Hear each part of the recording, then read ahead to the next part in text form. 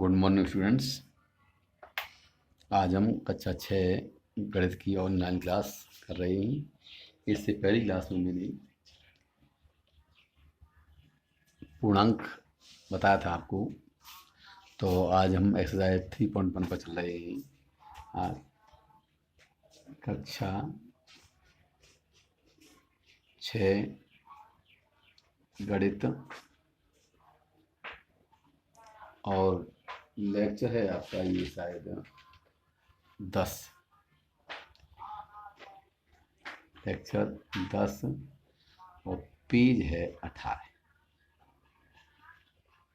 तो पूर्णांकों को जब संख्या रेखा पर प्रदर्शित करते हैं, संख्या रेखा क्या होती है बता दूं आपको। संख्या रेखा एक ऐसी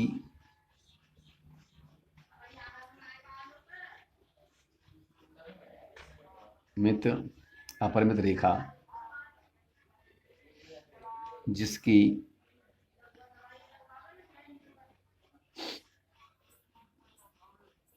मध्य में शून्य होता है तथा दाईं ओर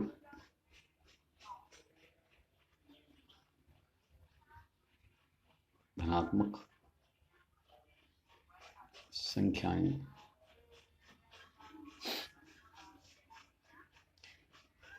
बढ़ते क्रम में तथा बाईं ओर ऋणात्मक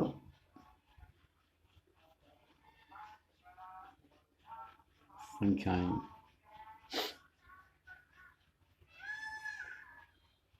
बढ़ते क्रम में होती हैं। संख्या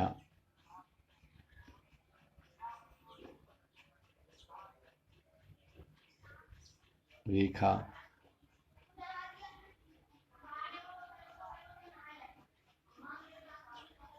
जैसे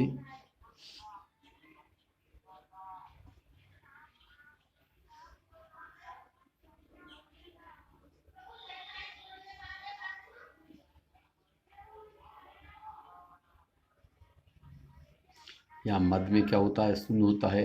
इधर 1 2 3 4 5 डॉट डॉट आगे बढ़ जाते हैं। 1 2 3 4 5 डॉट डॉट डॉट। इधर -1 -2 -3 -4 और डॉट डॉट डॉट ऐसे होते हैं। ये संख्या रेखा होती है। अब प्रश्न आता है हमारा, हम एक्सरसाइज चल रहे हैं, एक्सरसाइज 3.1 है। यह निम्नलिखित के बीच के सभी पूर्णांक लिखिए।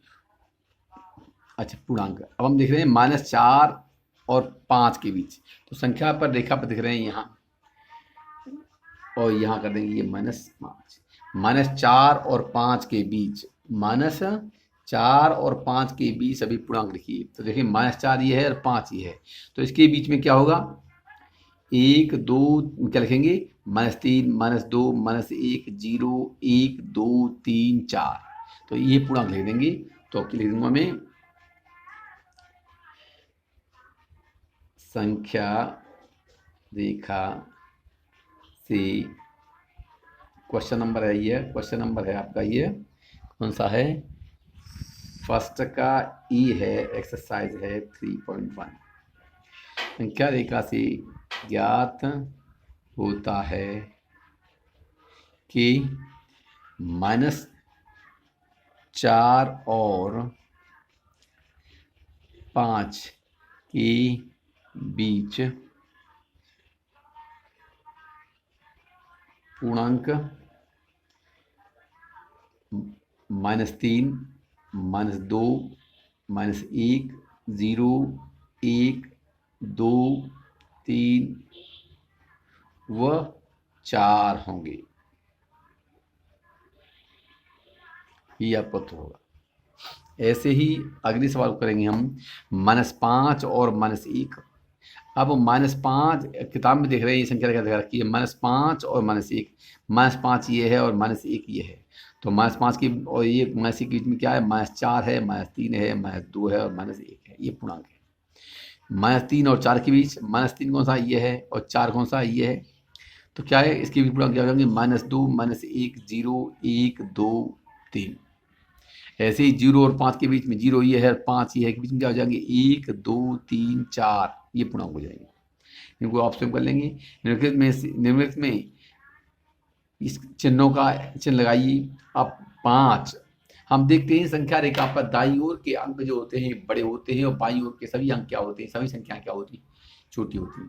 संख्या रेखा पर दाईं ओर की संख्याएं बड़ी और बाईं ओर की संख्याएं छोटी होती हैं। तो हम देखते हैं 5 और 8।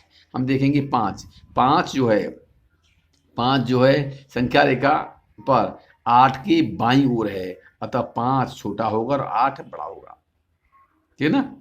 इसके बाद में इसकी यहाँ इसकी तो चिन्ह कैसे लगाएंगे, इसमें हम यह किताब लगा रहा हूँ ऐसे। इसके बाद में 0 और -3। 0 संख्या रेखा पर 0 और -3। -3 0 के बाईं ओर है, अतः -3 का मान छोटा होगा, 0 का मान बड़ा होगा। 0 बड़ा होगा -3 से। तो ध्यान रखना आपको ऐसे लिखना है। जो लिख दूंगा इसको मैं बी को करता हूँ, लिख देता हूँ।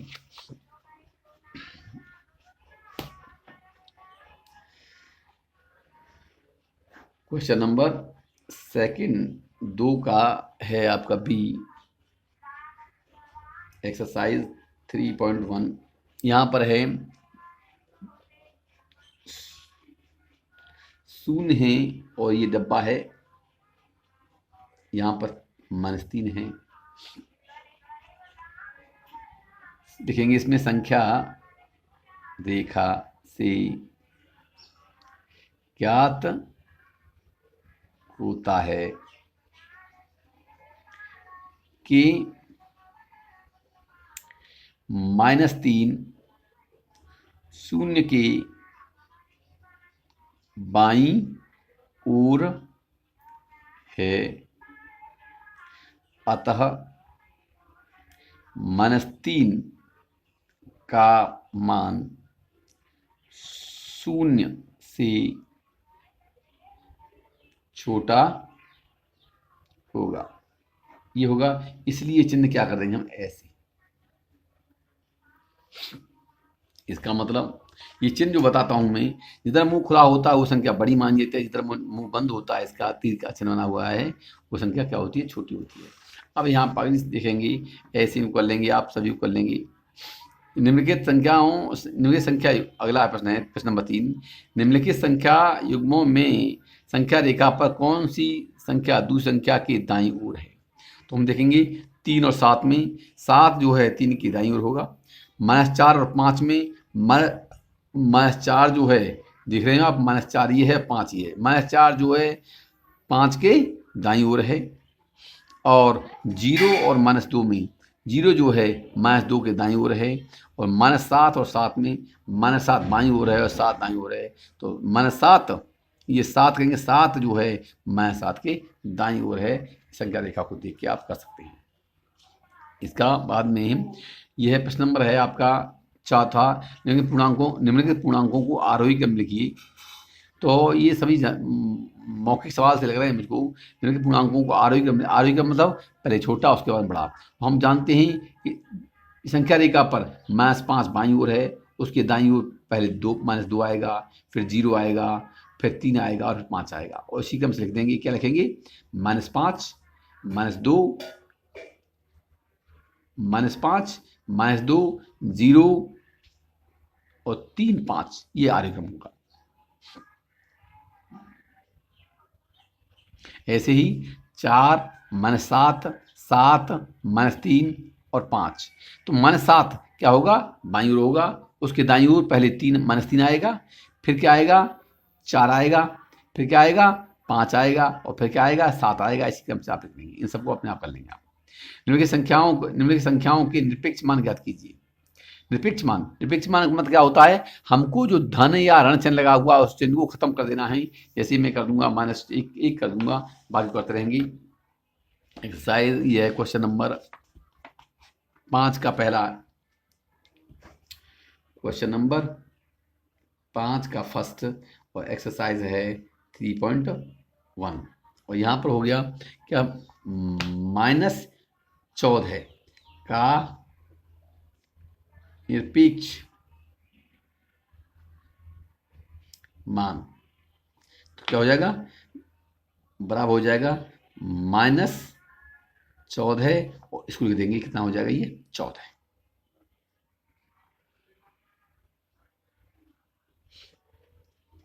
तो चिन्ह जो होता है चिन्ह हटा देते हैं, इसमें से 14 हो गया। ऐसे ही आप बता दूंगा मैं, 12 का क्या होगा, दो खड़ी रेखाओं के बीच में रख देंगे 12 को, 12 का 12, -35 का क्या हो जाएगा 35, 0 का 0, -130 का क्या हो जाएगा, दो खड़ी रेखाओं के बीच में -130 लिख करके क्या मान हो जाएगा इसका 130, और 165 का क्या हो जाएगा 165। अब निम्नलिखित में से प्रत्येक का निरपेक्ष मान ज्ञात कीजिए। अब क्या है 5, तो इसमें मैं करता हूं आपका पहला और लास्ट का।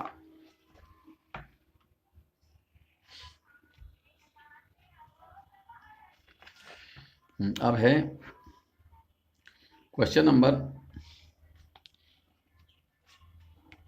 6 का पहला, 6 का फर्स्ट, ये ए है, ये बी, और ये है ए, और एक्सरसाइज है 3.1। यहाँ पर है 5 प्लस, इसको बोलते हैं डिटर्मिनेंट या मैग्नीट्यूड, 8। तो यहाँ पर इसको लिखेंगे पहले हम बराबर 5, और ये जो है इसका, ये इस निरपेक्ष मान का मतलब होता है दो खड़ी रेखाओं के बीच में, इसका मतलब निरपेक्ष मान प्लस क्या हो जाएगा इसका 8, और ये बराबर हो जाएगा 13।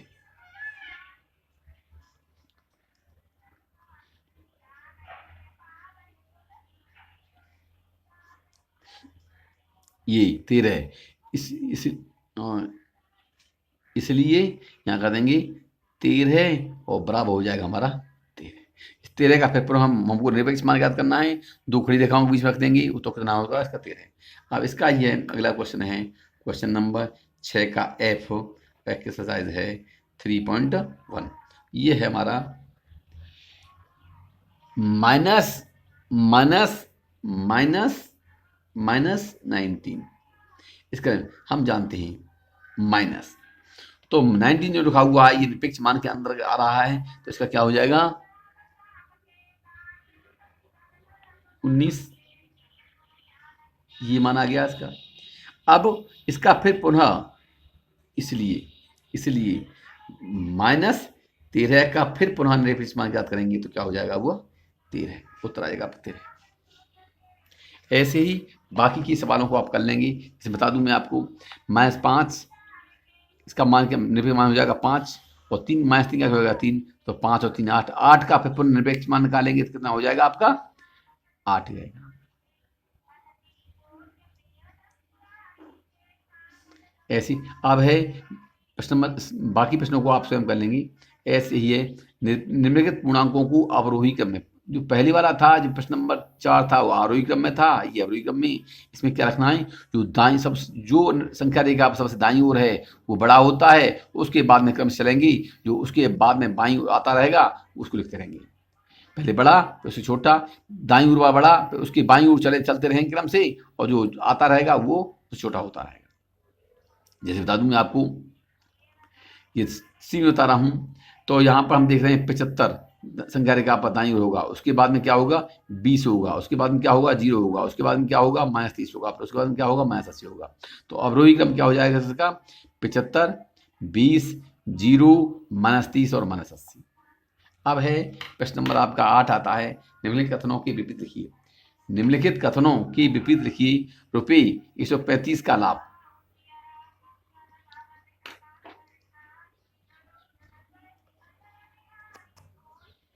तो यहाँ पर हम देख रहे हैं ₹135 का लाभ, वो विपरीत है, लाभ की विपरीत क्या होता है हानि, तो हम लिख देंगे ₹135 की हानि।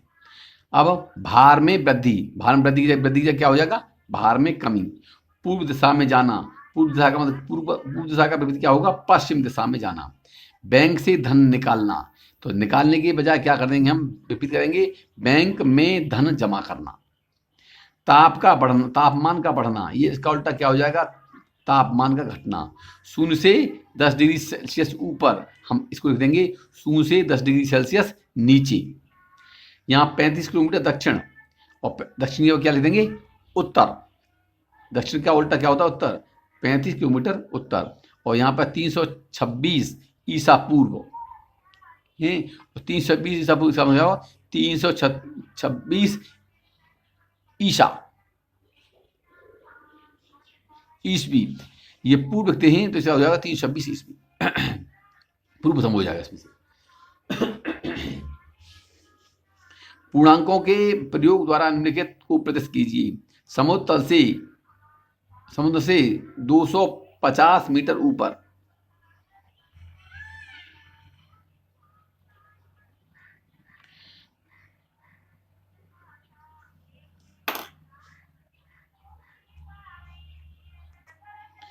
इसमें करेंगे आप, जैसे समुद्र तल से 250 मीटर ऊपर, तो ऊपर के लिए करते हैं प्लस का, तो प्लस 250 मीटर।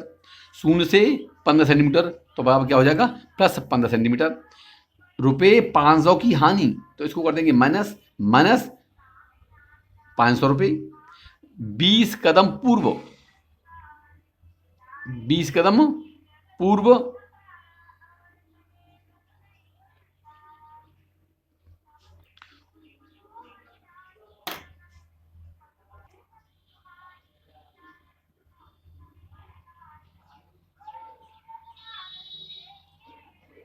तो इसको लिख देंगे हम, तो ये है 20 कदम पूर्व प्लस 20 कदम पूर्व, 18 कदम पश्चिम प्लस 18 कदम पश्चिम।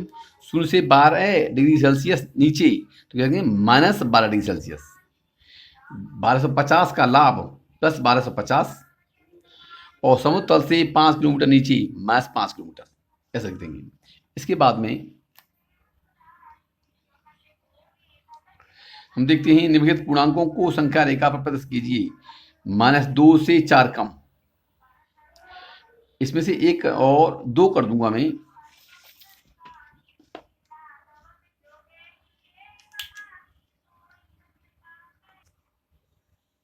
अब यहां पर हम क्वेश्चन नंबर कर रहे हैं 10वां।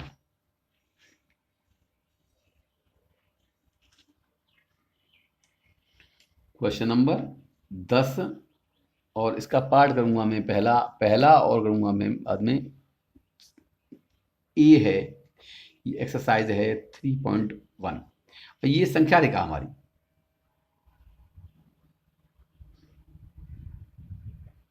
यहां पर क्या होता है, 0, यहां पर -1, -2, -3, -4, -5, -6, -7 और -8, यहाँ पर -9, और डॉट डॉट चलता रहेगा ऐसे। यहाँ पर 1, 2, 3, 4, 5, 6, 7, 8, 9, 10, तो यहाँ 1, 2, 3, 4, 5, 6, 7, 8, 9, 10। तो हम पहला क्या, हमारा पहला प्रश्न है हमारा -2 से 4 कम। हम देख रहे हैं संख्या रेखा, -2 यहाँ पर है, इससे 4 कम, 1, 2, 3 और 4, कितना हो गया, 4 संख्याएं कम कर देंगे इसमें से, तो माइनस उक्त के अनुसार -2 से 4 कम बराबर हो जाएगा -6, या इसको लिख सकते हैं -2 -4 बराबर -6। दूसरा है 7 से 2 अधिक, क्वेश्चन नंबर 10 का ही है, सी है, यह एक्सरसाइज है 3.1, यह है 7 से 2 अधिक।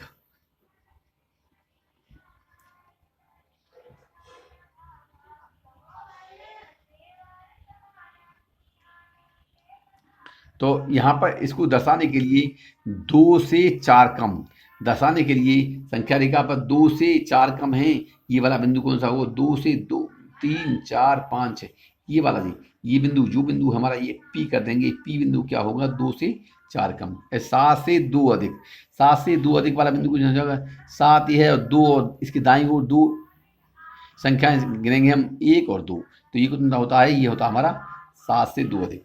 7 से 2 अधिक बराबर 7 प्लस 2 बराबर क्या हो जाएगा? 9। और इसको संख्या रेखा पर बिंदु Q से दर्शा देंगे। ये बिंदु P है, उसी एक ही पे Q से दर्शा देंगे। इसके बाद में आप बाकी को कर लेंगे। निम्नलिखित कथनों के सामने T, सत्य के सामने T और असत्य के सामने F रखिए। शून्य का विपरीत शून्य है, सही बात है। सबसे छोटा